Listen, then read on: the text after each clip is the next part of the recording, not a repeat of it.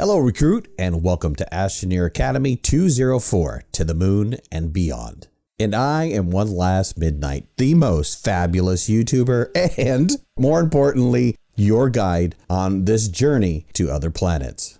All astroneers begin their adventure on the same planet, Silva. It doesn't take long though, before we look up at the stars and notice other planets and moons passing by. When we open the research catalog and see shuttles that we can create, all at once our minds are filled with the possibilities of what other adventures and discoveries are waiting for us on those foreign worlds. Today, we're going to look at each planet and moon in the solar system and discuss how you can get there. If you open the Astropedia and head to the Planet tab, you'll learn quite a bit about each planet in the solar system, including their difficulty, which resources and gases are available, a brief description of the environment, and their sun and wind ratings.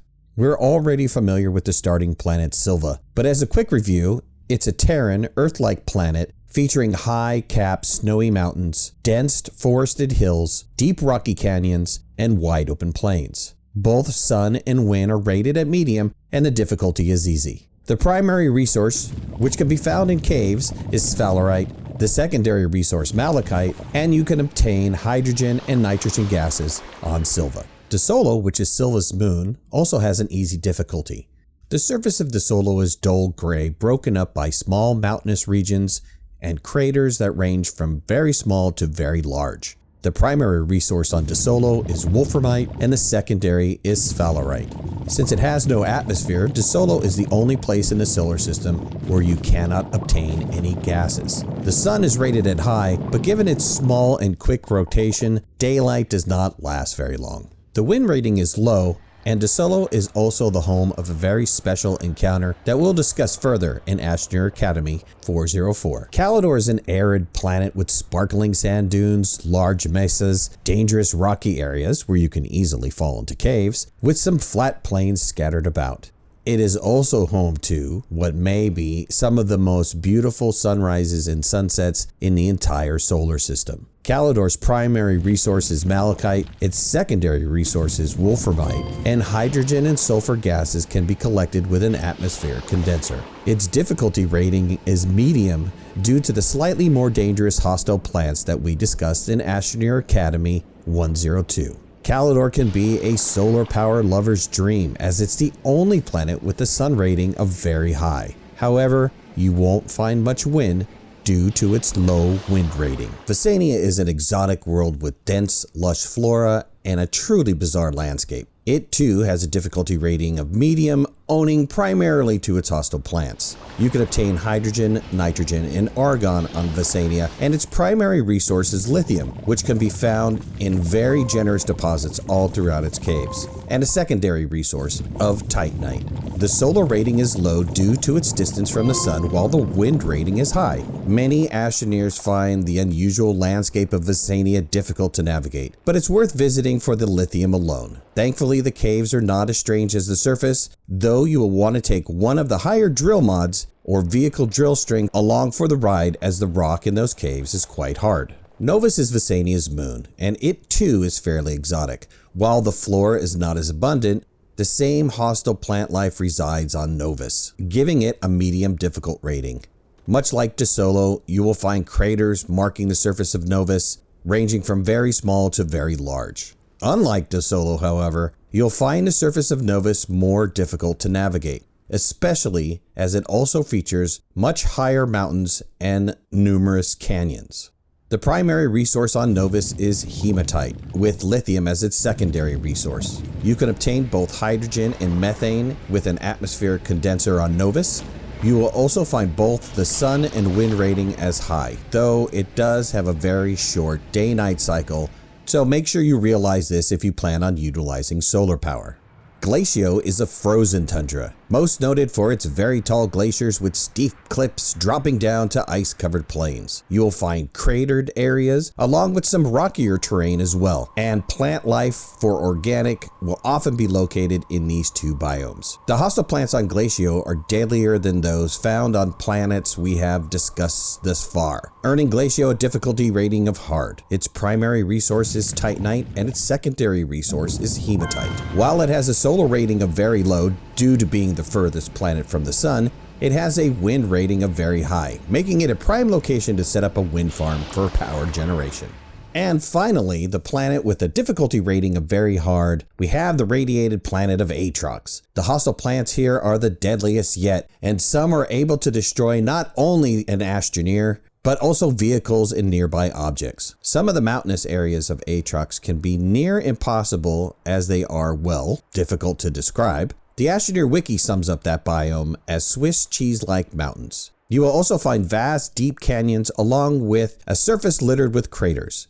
Atrox is the only planet to lack primary and secondary resources, though you can obtain helium, methane, nitrogen, and sulfur in the atmosphere. Despite being close to the sun, Atrox has a solar rating of low due to its incredibly dense atmosphere. The wind rating is also low as well. Thankfully, there is an ample supply of organic on Atrox, making it a primary candidate for generator power. If you are in orbit and trying to identify each planet, simply hover your cursor over them as they orbit the sun. Each one will feature a tooltip telling you the name of the planet along with the information found in the Astropedia. But to help you quickly locate each planet, it's helpful to remember where each one is in relation to the sun. Atrox orbits closest to the sun, with Calidor just beyond that. Silva is the third rock from the sun, and you'll find De Solo in orbit around Silva. Kseniya is the next planet, and you'll find Novus orbiting Kseniya. Finally, furthest from the sun is Glacio. There is an additional destination that will become available as you begin to make progress towards solving the many mysteries of the solar system, but we'll cover that location in depth in Astroneer Academy 304. Now that you have an idea of the destinations awaiting you in the solar system, let's discuss how you get there. The research catalog has 3 different shuttles available to unlock. The first, the small shuttle, has a research cost of 1,500 bytes and is crafted on the large printer from 2 aluminum. It features 2 Tier 2 slots,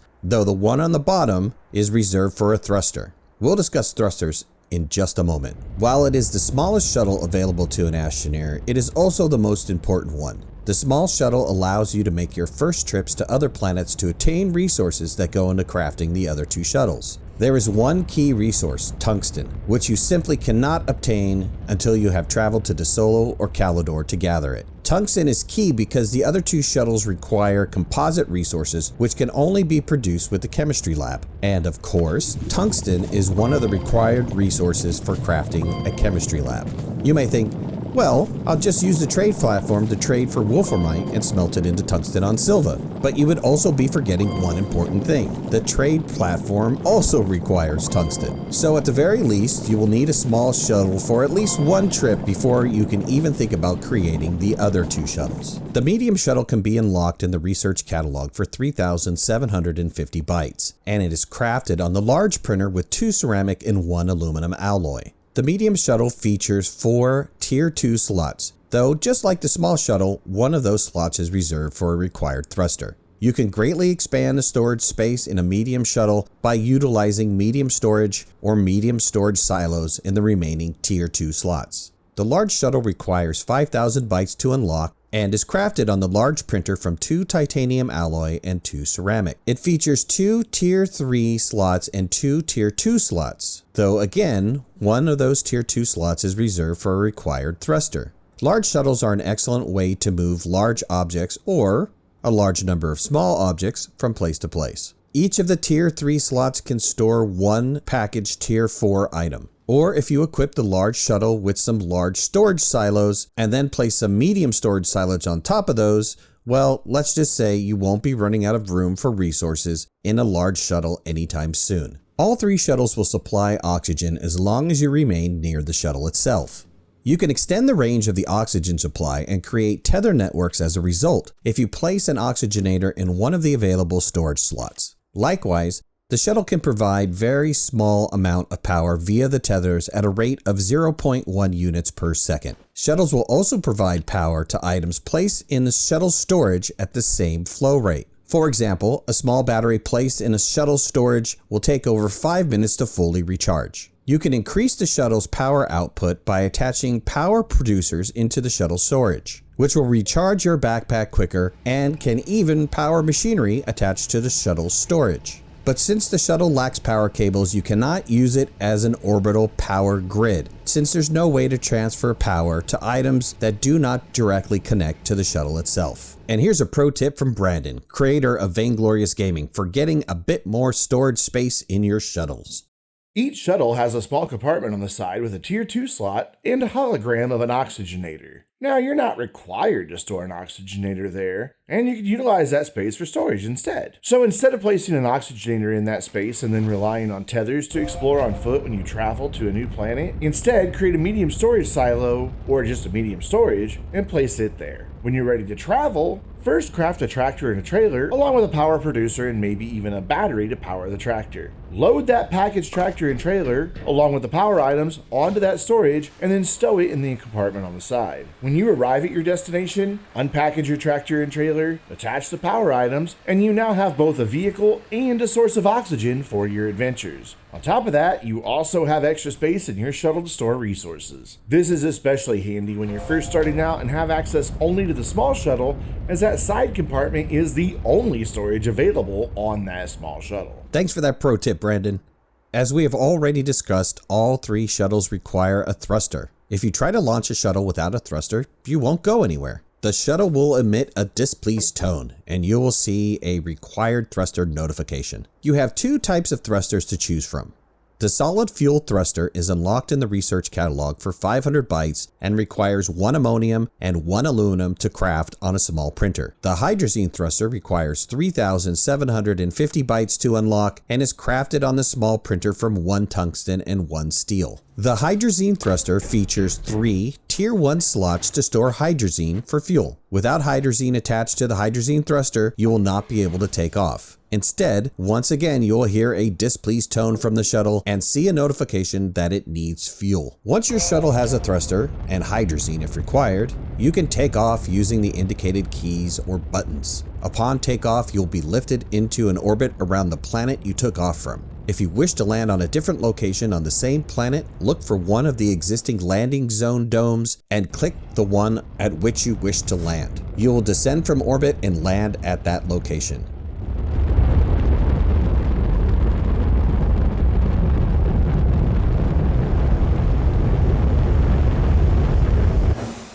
If you are in orbit after taking off and wish to travel to a different planet, simply use the indicated keys or buttons to launch into a view of the entire solar system. Select the planet or moon you wish to travel to by clicking on it, and your thrusters will kick in for another burn to power your way to your chosen destination. Once there, you'll be in orbit around the planet or moon you chose. Now, just look for a landing zone dome, and once you've found the one you wish to land on, click it and your shuttle will descend to the surface. Space travel isn't cheap, however, so plan your trips wisely.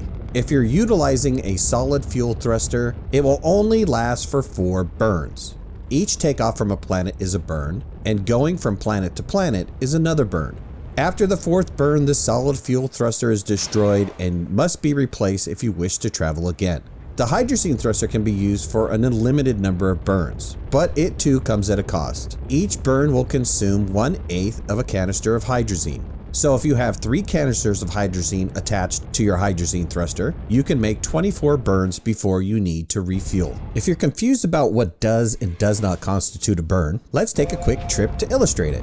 We are currently on Silva, but we want to make a round trip to kseniya to mine some lithium. You hop in the shuttle and take off.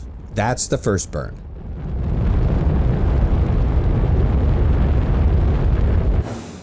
Once in orbit, you launch into the solar system view and click on kseniya to select it. This is the second burn. Once you orbit around kseniya and you choose your landing spot, get out of the shuttle and go about collecting all the lithium you can carry.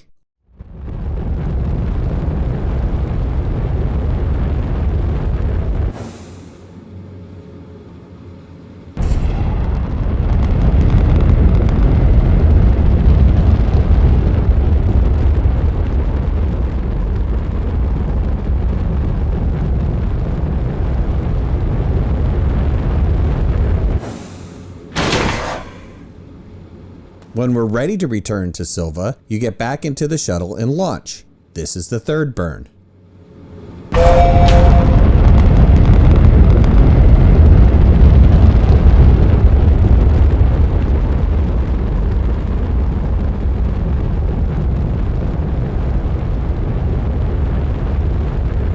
Once in orbit around kseniya, you prepare to return to the solar system view and select Silva. This is your fourth burn, and the point at which you will see your solid fuel thruster destroyed. If you're using a hydrazine thruster, this round trip will have consumed 1/2 of a hydrazine canister. Now you can select your landing spot and safely land back home. As we already discussed, each planet and moon have existing landing zones that you can select from the first time you travel to a given destination. But how do you know which one you should select? And how can you easily remember where you landed if you wish to make a return trip later? Well, as discussed in Astroneer Academy 201, landing as near as possible to the North Pole is never a bad idea. Once you are finished on that planet, you can easily get back to your shuttle by simply heading north. It's also a good idea to place a beacon near your landing spot. This not only helps you find your way back to your shuttle again, but the beacon is also visible from space and allows you to return to the same landing spot over and over again. Landing pads allow you to create your own landing zones wherever you wish, with one key limitation: you must have an unobstructed view of the sky. You can unlock the landing pad in the research catalog for 750 bytes, and they are crafted on the medium printer using 2 ceramic and 1 aluminum.